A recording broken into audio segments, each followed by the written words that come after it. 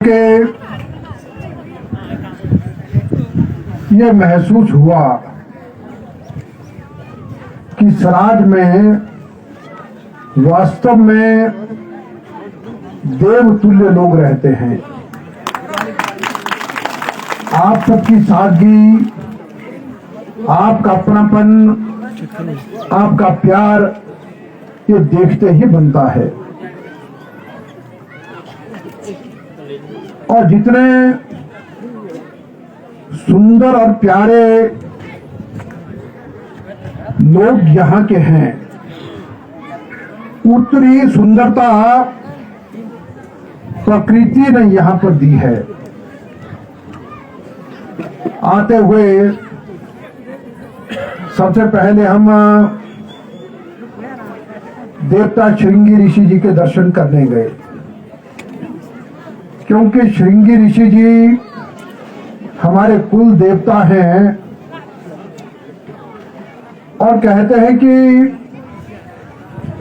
मेरे बुजुर्ग भी बंजार चहनी कोठी से ही मनाली जाके बसे हैं, इसलिए मैं भी श्राद्धी हूं। और उसके बाद हम बालूनाग जी के पवित्र स्थान पर दर्शन करने के लिए गए और उससे पहले बाहू में माता जोगनियों के दर्शन किए। और वो स्थान भी कितना सुंदर है और वहां की झील भी कितनी सुंदर है। और फिर बालूनाग जी के दर्शन करके, देवता रातों पौरी का दर्शन करके बहुत अच्छा लगा। और वो घने जंगल के मध्य में कितना बढ़िया है। एक आपके यहाँ की बेटी है जिसकी शादी मनाली अलेऊ में हुई है, और वहां पर वो हमारी वशिष्ठ पंचायत में पंच है तारा। वो मुझे अक्सर कहा करती थी कि भाई जी, जब पिछली बार का इलेक्शन हो रहा था तो मैं आपके लिए देवता बालूनाग जी और रातों पौरी के पास गई थी, इसलिए बंजार में पक्का जाना, वहां पर दर्शन करना। और मेरा कार्यक्रम बन नहीं पा रहा था और वो कई बार मुझे बोलती रही है कि मैंने बोला है आपको जाना चाहिए। लेकिन आज का ये कार्यक्रम मुझे लगता है कि देवता बालूनाग जी और रातों पौरी इन देवताओं के आशीर्वाद से बना है कि जो संयोग ये बना पुजारी आने का, और जिसके बहाने वहां भी दर्शन हुए हैं। बहनों भाइयों, जीवन में हम किसी को कुछ दे पाए या ना दे पाए, बाकी बातें महत्वपूर्ण नहीं होती। सबसे महत्वपूर्ण बात क्या है कि हम अपने बच्चों को अच्छी शिक्षा प्रदान करें। और यदि हमने अपने बच्चों को अच्छी पढ़ाई लिखाई दे दी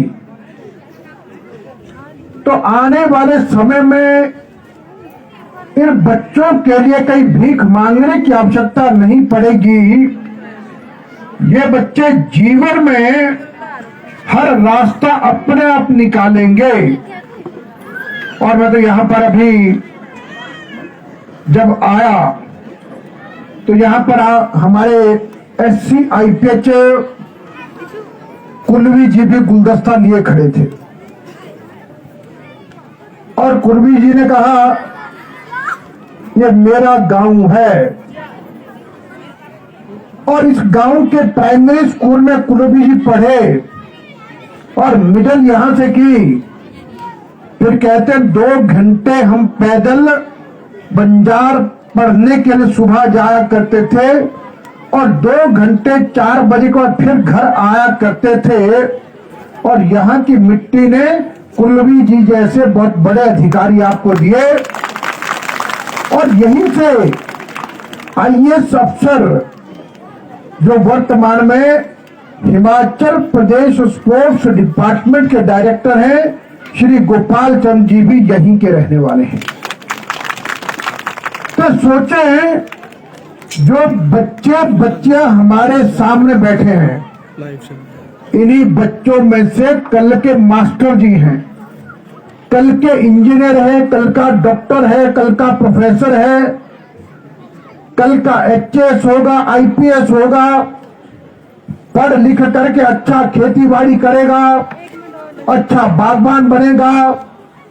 और इसलिए बच्चे हमारा भविष्य है और इसलिए बच्चों को अच्छी शिक्षा देना यह सबसे महत्वपूर्ण काम है। और प्रसन्नता की बात यह है कि यहां पर बच्चों की संख्या बहुत अच्छी है। आजकल शिक्षा जगत के लोग एक बात करते हैं, वो कहते हैं भारत के प्रधानमंत्री नरेंद्र मोदी जी ने इस सदी की पहली नई राष्ट्रीय शिक्षा नीति लाई है और उस नई राष्ट्रीय शिक्षा नीति में कुछ बदल होंगे। वो बदल क्या होगा? हमने कई बार देखा कि लोग ये महसूस करते हैं कि मैं अपने बच्चे को सरकारी स्कूल में नहीं पढ़ाऊंगा, मैं अपने बच्चे को अंग्रेजी स्कूल में या प्राइवेट स्कूलों में डालूंगा। और फिर गलत फहमी ये होती है कि जो अंग्रेजी स्कूल में पढ़ेंगे शायद ज्यादा तेज होते होंगे। भाई ये तो वास्तविकता नहीं है। गोपाल चंद जी आईएएस बने तो गांव का स्कूल में पढ़ के बने, और कुलबी जी इंजीनियर बने तो गांव के स्कूल में पढ़ के बने। और अधिकतर यहाँ पर जो आप लोग के पढ़ाने वाले अध्यापक हैं, ये सब के सब भी सरकारी स्कूलों में पढ़े, लेकिन तब भी गलत फहमी लगता है। और कई बार जबकि मैं ये कहता हूं कि सरकारी स्कूलों में बेटियों की शिक्षा पूरी मुफ्त है। हम सरकारी स्कूलों में अटल वर्दी योजना के अंतर्गत बच्चों को मुफ्त में वर्दी भी देते हैं, दिन में बच्चों को भोजन भी कराते हैं। बच्चों को कोई समस्या नहीं आनी चाहिए, सरकारी स्कूलों में इतना सुविधा। अब एक छोटा सा फर्क नजर आता था। वो फर्क क्या था कि जब प्राइवेट स्कूल में आप एडमिशन के लिए जाते थे तो वो 3 साल के बच्चे को भी स्कूल में एडमिशन मिलती थी, और बच्चा प्री नर्सरी, नर्सरी, केजी करके पहली दूसरी में आता था। लेकिन सरकारी स्कूलों में हम बच्चे को जब एडमिशन करवाते थे तो हमारा बच्चा 5 या 6 साल का सीधा पहली और दूसरी में जाता है। अब भारत के प्रधानमंत्री जी ने कहा यह अंतर समाप्त होना चाहिए। अब हम सरकारी स्कूलों में भी बच्चों के लिए 3 साल में एडमिशन देंगे। 3 साल में जब बच्चा स्कूल आएगा वो जाएगा प्री नर्सरी में, और 3 साल के बच्चों को किताबों का बोझ नहीं डालेंगे। बच्चा खेल खेल में सीखेगा, और 4 साल का बच्चा होगा नर्सरी में, 5 साल का 3 साल का बच्चा नर्सरी में, प्री नर्सरी में, 4 साल का नर्सरी में, और 5 साल का बच्चा वो केजी में होकर, यानी 4 साल में सॉरी केजी में, और 5वीं में पहली में, और आगे दूसरी में। और पहले ये 5 क्लासेस लगेगी। अब सरकारी स्कूलों में ये काम प्रारंभ होगा। उसके लिए हमने कहा है कि अब हम जो हमारे बच्चे प्री प्राइमरी कक्षा में पढ़ेंगे, जो प्री नर्सरी से लेकर के दूसरी तक पढ़ेंगे, ऐसे सब बच्चों के लिए हम एनटीटी के अध्यापक रखेंगे। और गत वर्ष हमने लगभग हिमाचल प्रदेश के 4.5 जाएगा बच्चा, तीसरी, चौथी, 5वीं, फिर 6ठी, 7वीं, 8वीं, और फिर 9वीं, 10वीं, 11वीं, 12वीं करके अब बच्चा क्या करेगा कि बच्चा 15 क्लास से 18 साल की उम्र पूरी करेगा, +2 में 18 साल का बच्चा निकल जाएगा पढ़ के।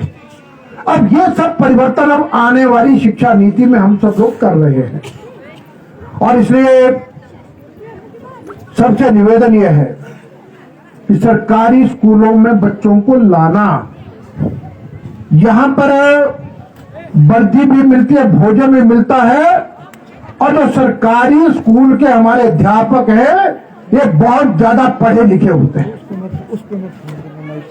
ये मेरिट वाले बच्चे होते हैं, और इसलिए सब लोग इस भ्रांति से बाहर निकल के आए। और कई बार तो मैंने ये देखा कि हम गरीबी में जी रहे हैं, लेकिन तब भी बच्चों को अच्छी पढ़ाई कराने के लिए बड़े महंगे स्कूलों में भेज रहे हैं, लेकिन बहुत समस्या। लेकिन सरकारी विद्यालयों में शिक्षा की गुणवत्ता को बनाए रखना यह हम सबका उद्देश्य है। और बहनों भाइयों, मैं आपके ध्यान में एक बात और लाता हूं। The Dream Fulfilling Boarding School, Durga Public School, Solan. The school has the rare distinction of nurturing kids to national and international level in sports. Our career-oriented education produces doctors, engineers, armed officers, and students studying abroad. The high-quality food, hostel facilities, hobbies, and teachers prepare the children to give their 100% effort throughout